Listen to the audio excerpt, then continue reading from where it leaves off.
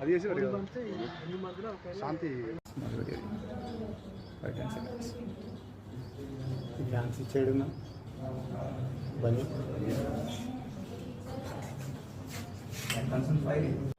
అదే అదే అంటే అమౌంట్ ఎంత దొరికింది? అమౌంట్ 20,000 చిల్లర చూపించారు. ఇక ఫోన్లు అన్నీ వీళ్ళు తీసుకున్నాక అమౌంట్ ఇంత ఇస్తేనే ఫోన్ ఇస్తామని చెప్పి డిమాండ్ చేస్తే నేను ఇక్కడ నరసింహారావు సార్ తోటి రికమెండేషన్ నాకు ఫోన్ తీసుకున్నాను.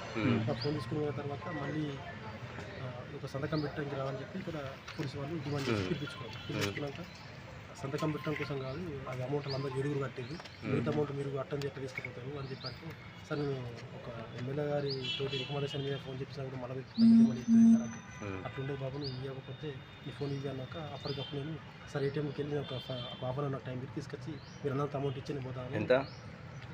4,300 డిమాండ్ చేసేది. నేను అక్కడికి తీసుకొచ్చి మీకు ఇచ్చిపోతాను చెప్పి నేను అన్నాక నాకు ఒక హాఫ్ అన్ అవర్ ఛాన్స్ ఇచ్చేది. అంతలోపు నేను ఏసీపీ వాళ్ళకు నేను సరే ఇట్లా డిమాండ్ చేస్తాను అంటే వాళ్ళు వాళ్ళ ఫాలోయింగ్ మాకు చెప్పారు. అంటే మీరు ఎట్లా అంటే ఇప్పుడు ఎన్ని ఇచ్చిన సార్? ఇప్పుడు ఎన్ని? 5,000 ఇచ్చిన. 5,000 ఇప్పుడు ఇది ఏ రోజు జరిగిందన్నా? పత్తలాట పట్టుకునేది నెక్స్ట్ మంత్ అంటే పేన మంత్లో 28 డేట్ అంతా అయ్యలేదు. 28 29 అంటే పేన 22 అప్పుడు పట్టుకున్నారు. పట్టుకుని ఎస్బీఐలు ఏడ పట్టుకున్నారు?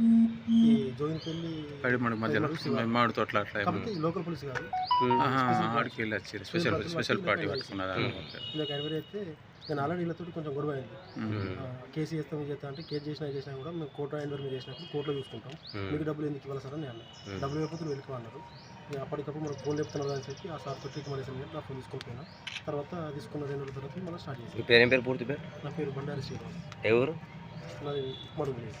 ఉమ్మడిగా విలేజ్ మండలం. రాయకల్ మండలం.